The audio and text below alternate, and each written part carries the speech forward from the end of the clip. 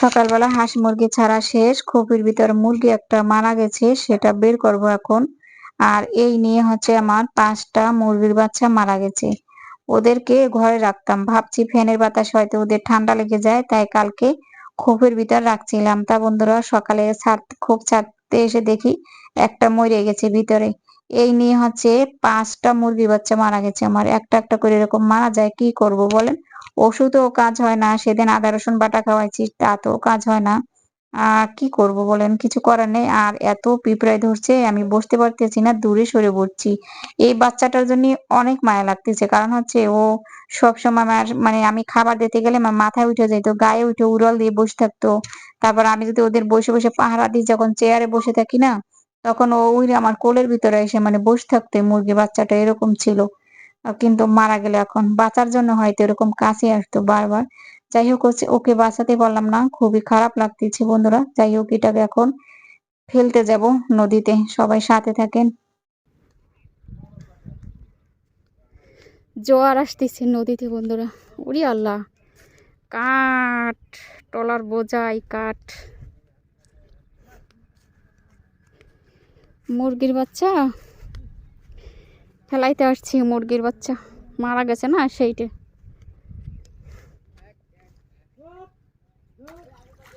চলে গেল।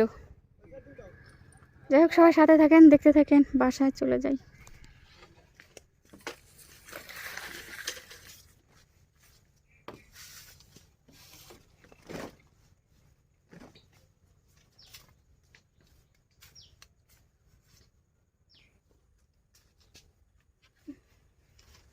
আজকে গাপ পাখি চলে আসছে বন্ধুরা।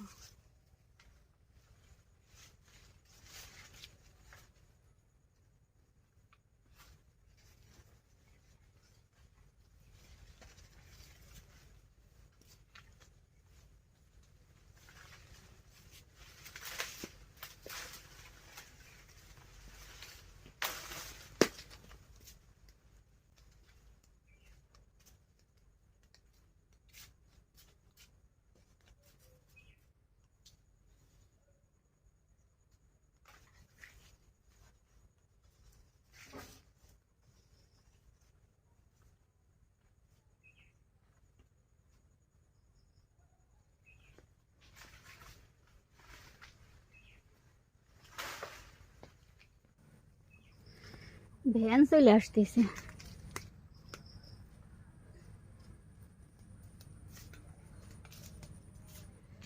আসসালামু আলাইকুম, সবাই কেমন আছেন? আশা করি যে যেখান থেকে আমার ভিডিওটি দেখছেন সবাই ভালো আছেন। আলহামদুলিল্লাহ, আমিও ভালো আছি। তা বন্ধুরা, আজকে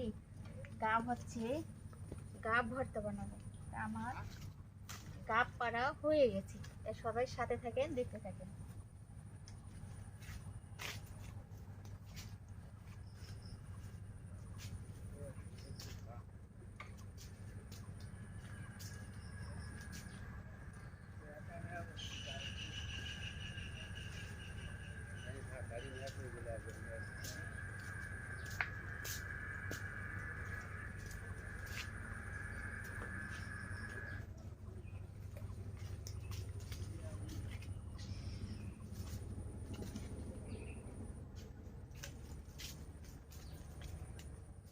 আল্লাহ, গাছে ভর্তি ডুমুর।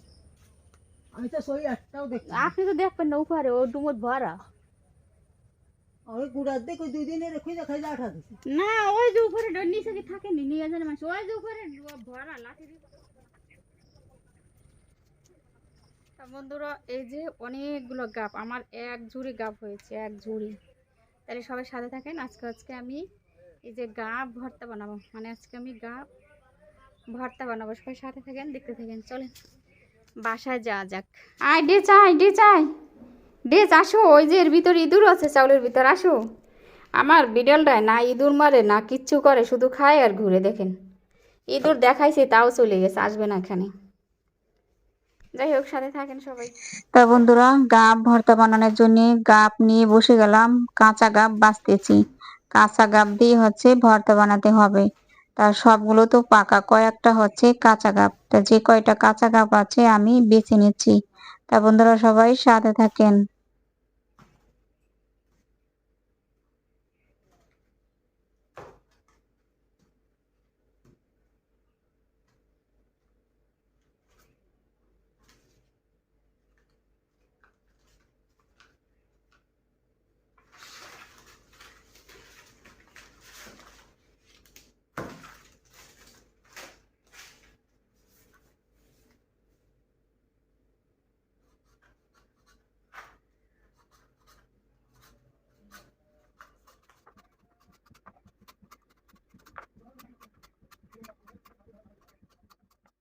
খোসাগুলো হচ্ছে অনেক শক্ত, মানে ছাড়ানো যাচ্ছে না।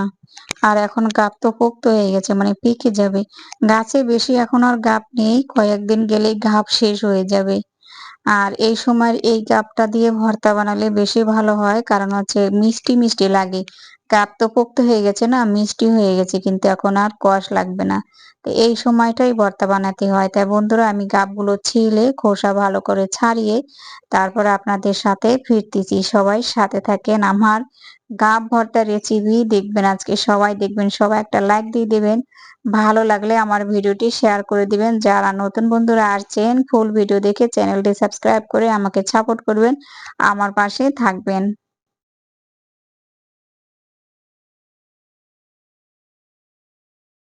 তা বন্ধুরা, আমার গাব কাটা হয়ে গেছে, এই যে ভালো করে ছিলে নিয়েছি। আর এখন এগুলো ভালো করে ধুয়ে তারপর হচ্ছে চুলায় সেদ্ধ বসিয়ে দেব। কেউ কি খেয়েছেন গাব ভর্তা? না খেলে আমার ভর্তাটা ভালো করে দেখবেন। আর যারা খেয়েছেন তারাও কমেন্টে জানিয়ে দেবেন। অনেকে না, আমার এক আপা বলছে এগুলো নাকি রান্না করেও খাওয়া যায়। তবে আমি হচ্ছে এই গাব রান্না কখনো খাইনি বন্ধুরা, তবে সেদ্ধ ভর্তা খেয়েছি। চলেন এবারে এটা ভালো করে ধুয়ে চুলায় সেদ্ধ বসানো যাক। তা বন্ধুরা, গাব হচ্ছে ভালো করে ধুয়ে এই যে চুলায় সেদ্ধ বসিয়ে দিয়েছি। এটা সেদ্ধ হইলে তারপর ফিরে আসবো, সবাই সাথে থাকবেন। তা বন্ধুরা, এই যে গাব এক পাশে সেদ্ধ বসিয়ে দিয়েছি, ভাতটাও আমার হয়ে গেছে। আর এখন হচ্ছে আমি ডিম ভেজে নিচ্ছি। ডিমগুলো কিন্তু আমি আগে সেদ্ধ করে ছিলে তারপরে যে ডিম ভেজে নিচ্ছি। আজকে আমি হচ্ছে ডিম আলু রান্না করব। আর হচ্ছে গাব ভর্তা বানাবো। একা মানুষের খাওয়া দাওয়া, রান্না বান্না, একা মানুষের জীবন কিভাবে কাটে আপনারা দেখেন। একা মানুষের একা থাকলে এরকমই হয়, তাই না? আর যাই হোক, আর হচ্ছে এই যে গাবটা ভালো করে সেদ্ধ হয়ে গেছে, এগুলো এখন তুলে নেব। সবাই সাথে থাকেন। তা বন্ধুরা, এই যে আমার গাব, আর পাশে হচ্ছে আমি মরিচ, শুকনো মরিচ, রসুন, পেঁয়াজ তেলে ভেজে নিয়েছি। আর গাবগুলো এই যে দেখেন, গাবগুলো একেবারে গরম, ধোয়া উঠিয়েছে। যাই হোক, এগুলো ভর্তা বানাতে চলে যাব, সবাই সাথে থাকেন। তা বন্ধুরা, ভর্তা বানাতে চলে আসলাম। আর এখানে হচ্ছে আমি পাটায়, আপনারা চাইলে ব্লেন্ডারও ব্লেন্ড করে নিতে পারেন। তবে আমার ব্লেন্ডার আছে, তাও আমি আজকে বন্ধুরা পাটায় বাটতে চলে আসছি। আর ভিতরে কিন্তু অনেক বিচি থাকে। এই অবস্থায় কিন্তু কেউ আবার ব্লেন্ডার ভিতর দিয়ে না, ব্লেন্ডার নষ্ট হয়ে যাবে। আপনার হচ্ছে বিচিগুলো ছাড়িয়ে তারপর ব্লেন্ডারে ব্লেন্ড করে নিন। যাই হোক, আমি পাটার ভিতর করে নিচ্ছি। পাটা দিয়ে আগে হচ্ছে ফাটিয়ে নিচ্ছি, তারপর এর ভিতরে তো গাবের ভিতরে অনেক বিচি, বড় বড়, সবাই জানেন। বিচিগুলো বেছে তারপর ফেলে দিতে হবে বন্ধুরা। ভালো করে বেছে নিতে হবে, তারপর হচ্ছে এগুলো আমি সুন্দর করে পাটায় বেটে নিব।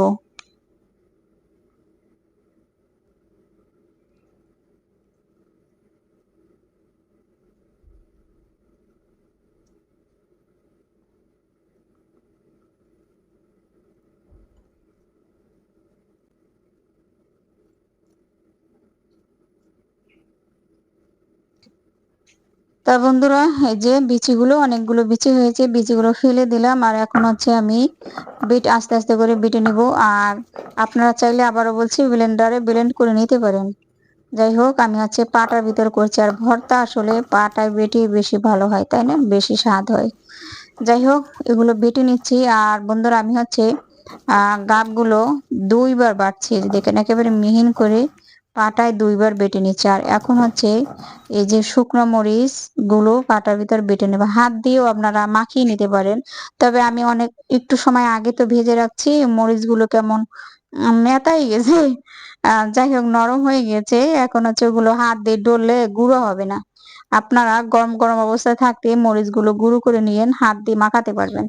আমি এখন এই পাটার ভিতরে বেটে নিব, তাছাড়া আর উপায় নেই বন্ধুরা।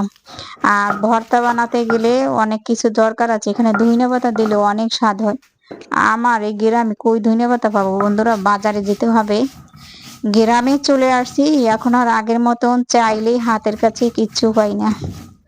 যাই হোক, ধনিয়া পাতা ছাড়া আর হচ্ছে মরিচ, লবণ, তেল টেল এইগুলো দিয়ে বানাবো। আপনারা এর থেকে সুন্দর করে ভর্তা বানাবেন, ধনিয়া পাতা দিয়ে ভালো করে দিয়ে বানাবেন। যাই হোক, আমি হচ্ছে বন্ধুরা মরিচগুলো বেটে নিয়েছি। এখন হচ্ছে এই যে পেঁয়াজ আর রসুন, এগুলো না বাটলে হয়, তারপর আমি একটু বেটে দিচ্ছি, কারণ ওই যে রসুন দিয়েছি আস্তে আস্তে এই রসুনগুলো একটু হয়ে যাবে, সেই জন্যই মানে একটু বেটে নিলাম। যাই হোক, বাটাবাটি সব ঝামেলা শেষ। ভর্তা খেতে অনেক সময় লাগে, তাই না? সেই জন্য ভর্তা বানাতে ইচ্ছে করে না, কিন্তু ভর্তা দিয়ে অনেক ভাত খাওয়া যায়। তা বন্ধুরা, সব ভালো করে মাখিয়ে নিয়ে এখন এর ভিতরে দিয়ে দিচ্ছি হচ্ছে সরিষার তেল। দিয়ে এটা এখন আবারও সরিষার তেলটা ভালো করে মাখিয়ে নিব। তা বন্ধুরা, হয়ে গেল আমার গাব ভর্তা। এই যে দেখেন, এখন তুলে নিচ্ছি। তবে গাব ভর্তাটা খাওয়ার পর ভয়েসটা দিচ্ছি। ভর্তাটা হচ্ছে একেবারে মনে হচ্ছে নারিকেল আছে না, নারিকেল নারিকেল হচ্ছে, মানে ভর্তা বানালে যেরকম লাগে আমার কাছে জাস্ট একই রকম লাগে। আপনারা খেয়ে দেখবেন। তা বন্ধুরা, আজ এ পর্যন্ত। আল্লাহ হাফেজ।